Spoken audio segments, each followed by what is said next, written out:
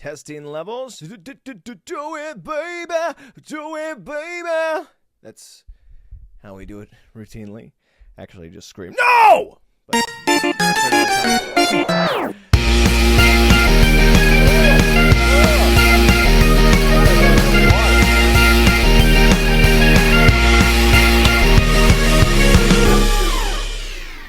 from whence you went, shall you remain? Water filled, went to the beach, came back. Still hydrated. Let's go! Ladies and gentlemen, welcome back to Full Circus. My name is Tristan. Sartorius. Sorry, I'm a bit out of practice, you could say. You know what? And also, I know it's just been a week for you guys. It's been a little over 2, I guess. Somewhere in that area. Time, days, calendars, Mayans. I don't know exactly how long, but it feels extra foreign. It feels extra off to me. And I got a lot of stuff to tell you. Got a little bit of stories and things we can have fun and enjoy. But first and foremost, I would like to make my weekly excuse that it is oh so late. It might be a bit of a shorter episode, and I'm feeling slightly off. And that's just a disclaimer to protect me. Okay, and I said I wasn't going to do that, but you know what? Hey, put me in the dryer, put me in the laundry. I'm wishy-washy. I don't actually know what I'm ever going to do episode to episode. I'm still adjusting things, right? That's why I'm looking down right now. I'm adjusting things on the fly, getting levels set. In fact, I was sitting here trying to figure out, like, why can't I hear through the microphone? I'm speaking, I'm yelling, Tristan, where are you? La, la, la, la, la, la, la, la, la, hitting all the notes because I have perfect pitch. Baseball reference. But I'm sitting here, I'm doing this over and over and over again. I couldn't figure it out, and then I realized that my headphones weren't plugged in. So, strike one, who's the fool now? This guy. Then, after I finally get the audio set up, I'm trying to get streamlined right to you, and it's blacked out, and I can't figure out what's the deal. Realize the lens cap's on. Silly me, what's going on? Then I figure that out, and the picture's still not showing up. Come to find that the camera's not even plugged in! Oh, he's been doing it for years.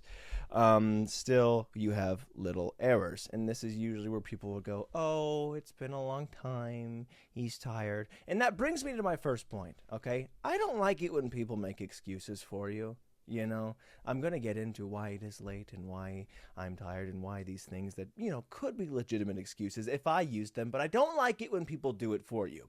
You know, when you mess up something, maybe you forgot to do something or you wrote things, or you're trying to put some furniture together and you put it on backwards and someone goes, oh, you're tired, you know?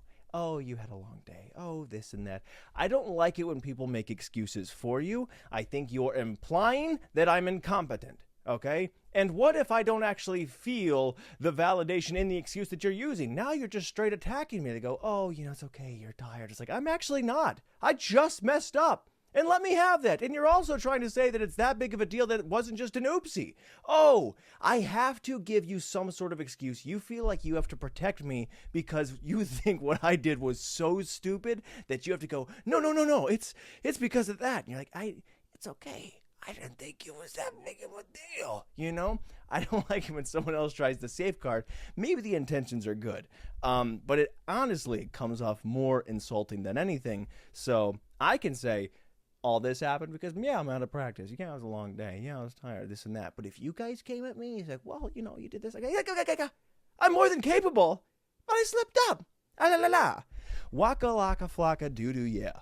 Been listening to a lot of Weird Al. But anyways, all that to say, you're going to have that when you get back into the show and you get back into the rhythm and the flow of things. I'm severely dehydrated, I'm finding, coming back from the beach. You spend all this time in the water, but it's salty and... oh my gosh, hold for the rainforest. I don't think I drank any water while I was there. Beautiful time, beautiful family vacation, beautiful wedding. Congratulations to Joey and Bree. I don't think I ate a real meal. I don't think I had anything of any sort of substance or fuel that my body required. I surfed a lot, and thank God that I didn't run into any sharks. I tried oh so very much to be careful, and there were certain times where I just felt something was around me, you know? You just like, I feel prophetic in a way. And then you don't know if like I'm just overthinking it and I just stick around, but you're also like, well, what if I'm thinking I'm attracting some things? Like, what if the rules and the laws of attraction in the universe and I am willingly pulling sharks into me because I'm thinking about it, and they weren't like, well, I don't want to go and eat this guy, but he's saying I should go over there. I'm like, well, I freaking, it got in my mind. It got it, and I had to get out of there. So I had to cut a couple surfing moments short.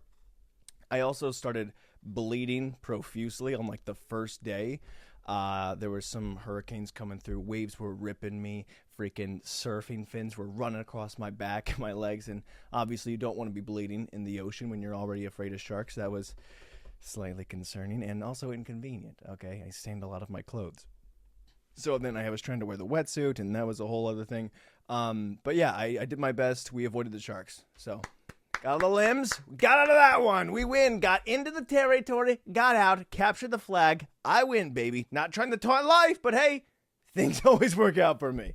You gotta be smarter, okay? You gotta be smarter than the sharks, than the world, than the ocean, okay? I didn't have any tuna. I didn't have any fish. They wanted to go get seafood. And I was like, no. That freaking sharks eat fish. Why would I put that in my body and make myself half of what he is looking for? If we want to try and make this excuse that maybe it was an accident, I don't want him to be like, well, it was legitimate. He's got all this fish in him. So clearly I deserve to bite this guy. Didn't even have the fish oil pills, all right? Call it superstition. I call it freaking game planning, all right? This is game theory. I'm figuring it out. It's war, and so far, I'm winning. Not to taunt life again, but things always work out for me. But it was all very great. It was all very grand.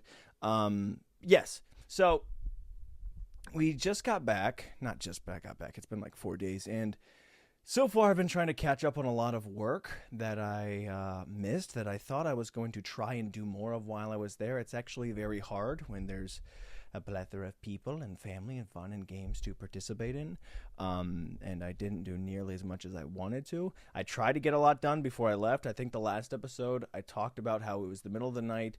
Things only went more downhill from there. I thought I was going to go to sleep after that last episode, wake up, go do this job, which, by the way, was beautiful and fun, and I guess I'll get to it when I can. I don't know why I do that all the time, and so you're like, hey, check this out, but right now, no, not right now, are the words that I was trying to use, but I just, but I thought I was going to have a nice, calm, lack of sleep sort of evening and get right after it. I was so nervous for this job that I can't talk about that I didn't sleep. I got in bed. I figured out the podcast. I finished them. I edited them. Got all my work done. Everything was packed and ready around 4 or 5 a.m. And I had to be up at 7. I thought I could knock out for a couple hours. I was so anxious and so nervous. I didn't sleep, which made me even more anxious and nervous for the job. And I started pounding hydration, visual aid. Was my water for people who are only listening. And tea, which, by the way, I don't drink a lot of tea, and I don't mean to give you the insider trading details of my bowel movements, but when I do, I guess the diarrhea. So now I'm flushing myself out. I gotta pee. I gotta crap. It's all going bad. I'm tired. I'm sick. I'm going into what feels like one of the biggest jobs I've been into. Again, knock it out the park. Thank the Lord. And I get done with that, and I'm thinking I'm gonna hop in the car. We're gonna knock out, and we're gonna leave. Not the case. It's now 9 a.m. I had just driven to Cleveland at 7 and came back. And so we're selling dump trucks, and the packing stuff isn't right. And there's emergency jobs, and people need help. And I'm watching my nephew, and I'm being thrown into all these other little worlds the whole day until 8 p.m. I was up for 24 hours at 9 a.m. Now I'm about 36 hours deep when they want to leave on the road trip. And my family's also tired, so guess who gets first shift? This guy behind the wheel, a day and a half, no sleep. It was also very funny. I meant to talk about this real quick. We were selling this little dump truck bed. I guess it was very urgent. That's why it got delayed even further. Someone had been waiting to get this. They drove all the way here from out of state, and they wanted to buy it, and you had the forklift. It's all a big deal. But what's only funny about that is that I didn't realize that guy had brought his family with him. So while they were over, like, lifting the truck and working on all these straps and adjustments and whatever, I'm sitting in front of the guy's vehicle, tinted windows, and just flexing in the window as hard as I can, which, by the way, impressive. So I'm just checking it out. The sunlight's hitting it, all right? And maybe it's because I had been up for so long that I had dehydrated myself. The vascularity was out of control. That's all I'll say, okay? Piece of meat, right? So I'm looking good in these car windows, and I slowly see through the reflection that his wife and children are staring back at me while I'm just double biceping it, shoulders, all of it, triceps, for who knows how long, putting on a bodybuilder show. Just, you like to their eyes, like, yeah, okay, we're just gonna stop here real quick. Dad's gonna pick up this dump bed. It's gonna be all fine. Just, sit, play your Game Boy, whatever. So they're sitting there, just minding their time, and I just come running down an alley in a Looney Tunes cut off, tank top, and I just start throwing just striations at you left and right. Nobody honked. I don't know if that was because they wanted me to keep going or because the honk would have been approval. I don't know how to interpret it, but it was embarrassing for sure. And all I could do was, oh, that was all I said was, oh, and I walked away because I didn't know how to react. Do you say you're welcome? I don't know. Again, I was feeling pretty full of myself, and it kind of took me down to ground zero. So it was definitely an interesting situation. So anyways, we hit the road. I'm out of it. We drive for a few hours. I was 8 minutes into the drive. They're like, just let us know when you're tired, and we'll figure it out. We'll switch out. I get 8 minutes into the drive and go, I'm hitting the wall, guys. It's over for me. I can't be up anymore. And I start falling asleep. And so I'm about to pull over to switch. And as I do that, I eat a pretzel. Why? I don't know. They were there. That's what I do with food. It's not really anything I'm interested in, but if it's available, I'll put it in my face.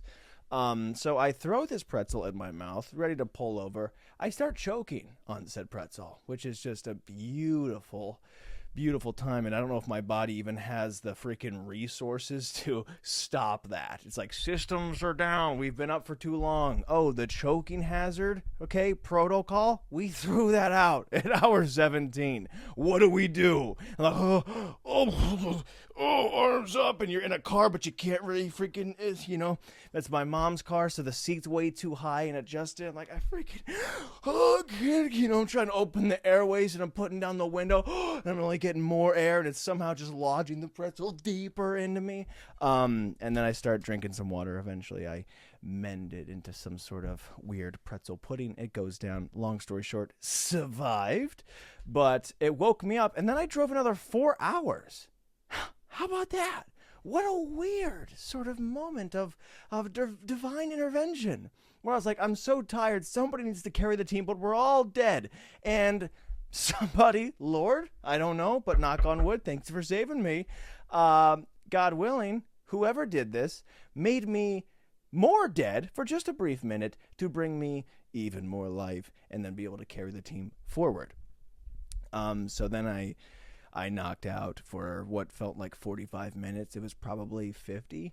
And I woke up in front of some sort of giant chicken. It was all very weird. My dad drove, and he hit that wall quick. And he's like, I got to pull over. We're at some chicken hut in the middle of nowhere. It's very disorienting. With you've already been up for so long, that kind of sleep. I wake up in a daze. I don't even know if I'm in a car, and I see this giant sort of, mascot chicken outside the window. I was like, who are you, man? And then Nick takes over, and this is one of the greatest stories that, he could tell more, which, by the way, it should be Nick's birthday today. Happy birthday, Nicholas. But anyways, we had one of the greatest tales. I was so jealous it didn't happen to me because everyone was so tired and we didn't stop for gas. Nick didn't have any gas when he started his shift, so he takes off into the road. We barely get anywhere, and car runs out of gas, middle of nowhere. It was all very tense and stressful, I guess, at the time. But I wanted this to happen so badly to me because I love a story. But it happened to Nick. He didn't enjoy it at the time. Hopefully he does now. But he rides off like a hero on a bike in the middle of the night down the highway against traffic and finds this small little village with a backpack, fills the backpack up with gasoline, comes, saves the day, gets the car back on, and we continue on our way. And it was just the greatest freaking like midnight rendezvous story. You know, it felt like backs against the wall, and all we could do was radio and what's the deal out there? What do you see? What do you see? He's like, I see some hotels and I see some gas stations, but everything's closed. I'm gonna push further. And he's going deeper in enemy lines. We don't know what's out there. We don't even know where we are. All we know is that there's chickens and deadly pretzels on the loose. So he delivered so strongly. The Jetson! Oh. How'd the Jetson do? And all that to say, the trip was chaotic, but when we got there, it was beautiful. It was fun. I love my family. Gosh, freaking dang it, are they the greatest, man. All right? And I don't think it's a stretch to say, dude, I feel so bad for people who don't grow up with a loving family. And that sounds bad, I think. I don't really know. I don't know how many people have loving families, okay? So if I'm like in the 1%, I'm going, well, I'm like a billionaire. Well, I feel so bad for people who don't have $1 billion. But not like, oh, shame on you, as a French man. But more that like I hope that there's some version of love that you find in wherever it is. But you grow up with people who share the same sort of humor and style of life and rhythm that you guys can just kind of bounce off each other. It's so fun when my whole family's all together. They really are my best friends. And also, mega shout out to Bree's mother for listening to the podcast. And one of the coolest gifts ever, she gave me Raisinets and popcorn because of the whole blind, embarrassing Raisinette mishap, which was, you know, a story for me, which, again, I'm proud that it happened. I'm not proud that I ruined somebody's movie theater experience, but he loves a story.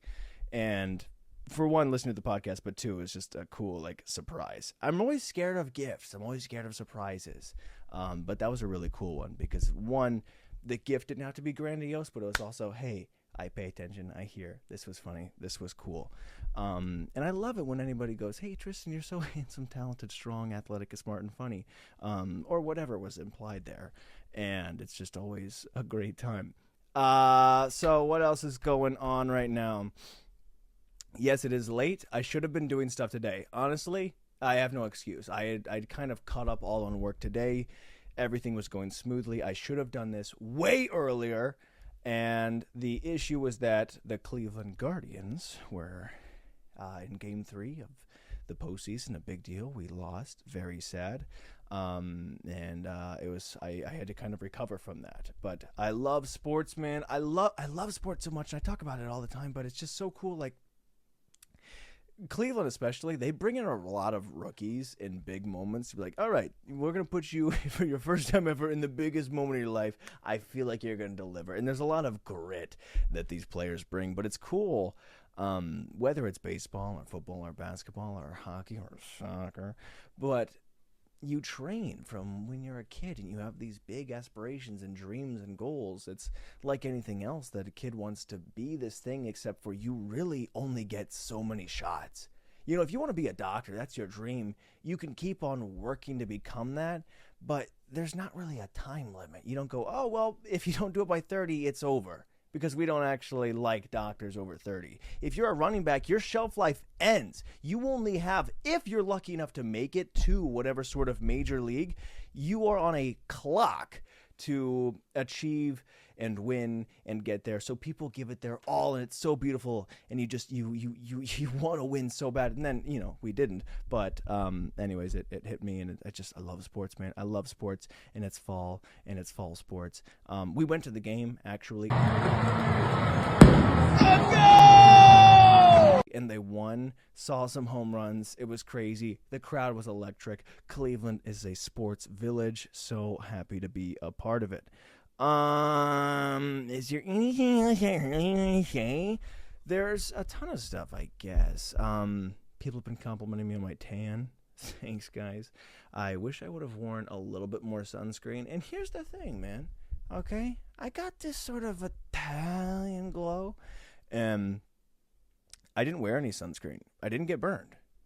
Oh, the third thank you, Lord, of the podcast. I'll do it again. Whew, 4. Is he testing 5? I'm not afraid.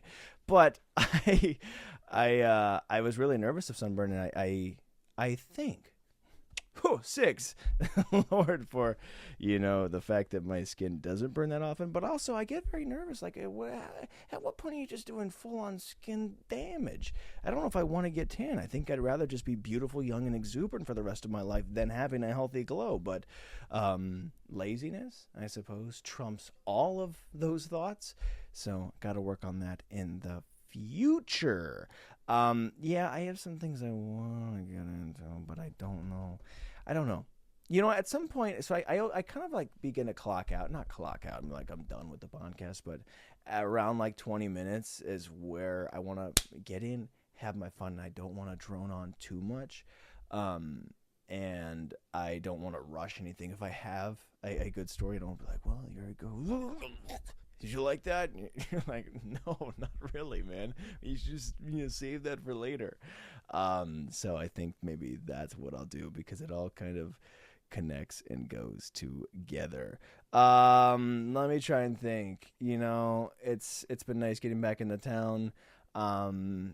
What's funny is you live in such like a paradise down at the beach, but you're so happy to leave it. Isn't that weird? There's got to be some sort of study on the psychology of that. Like, you long for it. People only have so many vacation days, a freaking year, and you get it, you achieve it. You're like, this is all we've ever wanted. And on the way there, and while you're there, I feel like I could live here. Wouldn't it be amazing if we could do this all the time? And then you're like, I can't wait to get back. I just want to. This is too good, like, what is the thinking behind that, where we're like, oh man, the weather's too nice. Why is it so good? The food's so good. The people are so great here. I can't wait to get back to our rainy, cloudy Ohio where everybody hates you. Sometimes you want to go where everybody hates your face. And there's something funny about that I guess we just, I think you need a challenge. That's why people die when they retire, is that you don't have that sort of, that you need something to fight for. You need some resistance. And when you're done, when you're free, you're like, I've made it. What am I trying to do now? So I think we long for that. I think we need a little bit of this. Oh, the weather sucks. Oh, it's cold. Oh, these things aren't going my way.